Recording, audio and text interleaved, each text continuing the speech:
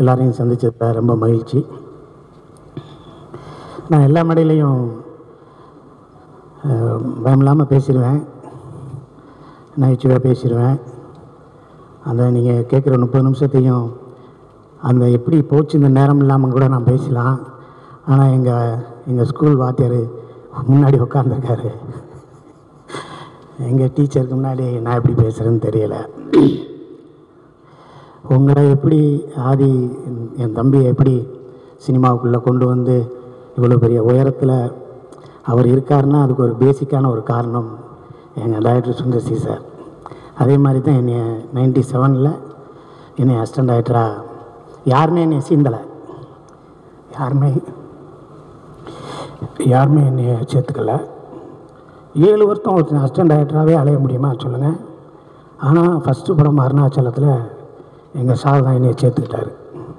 அதுக்கப்புறம் அவர் என்றைக்குமே என்னை விட்டு போன்னு சொல்ல, போய் படம் பண்ணுறான்னு சொல்லுவார். ஆனால் அடுத்த படத்துல எல்லாம் நீ வேண்டாம் அப்படிலாம் சொன்னதே இல்லை. நான் தான் அவர்கிட்ட சொல்லாமல் ஓடி போயிட்டேன்.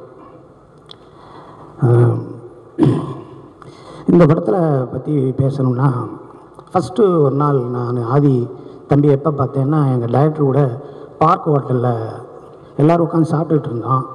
அப்போ கொஞ்சம் லேட் ஆகிடுச்சு, 1 மணி ஆயிடுச்சு. என்கிட்ட கார் இல்லை. அண்ணே நான் உங்களை இறக்கி விடுறேன் அப்படின்னாரு. என்னை கொண்டு வந்து 1:15 நைட்டு வீட்டில் கேகே நகரில் இறக்கி விட்டு போனார். நான் மறுநாள் கேட்டேன், என்ன எப்படி உங்கள் கூட நான் பழக்கமே இல்லைன்னு. என்ன உங்களுக்கு என்ன ரொம்ப பிடிக்கும்னேன்னாரு.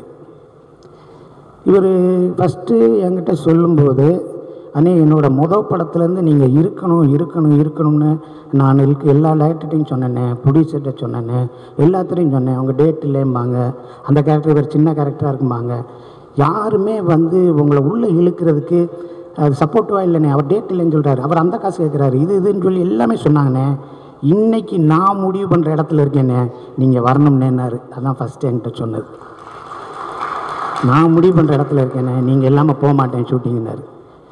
எல்லா பேரும் ஷூட்டிங் வந்தோம்னா டைரக்டர் அங்கே போய் ஸ்பாட்டில் போய் பார்ப்போம், அசோசியேட் சீன் சொல்லுவாங்க. ஃபஸ்ட்டு கேரவனில் வந்து உங்களுக்கு ஓகே வேணே, காலையில் சாப்பாடு வந்துச்சா, ரூம் எப்படி இருக்குது, கம்ஃபர்ட்டாக இருந்துச்சா, வேறு எதுவும் பிரச்சனையானே, எதுன்னு கேட்டுக்கிட்டே இருப்பார். அப்புறம் நட்டி சார் நிற்கிறாரு, எல்லாத்தையும் பார்த்து நின்றுட்டே இருக்கையில் நான் எல்லோரும் கூட ஈஸியாக பழகிடுவேன், பேசிடுவேன்.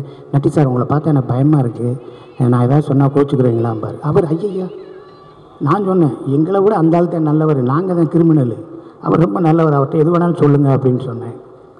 ஸோ ஒரு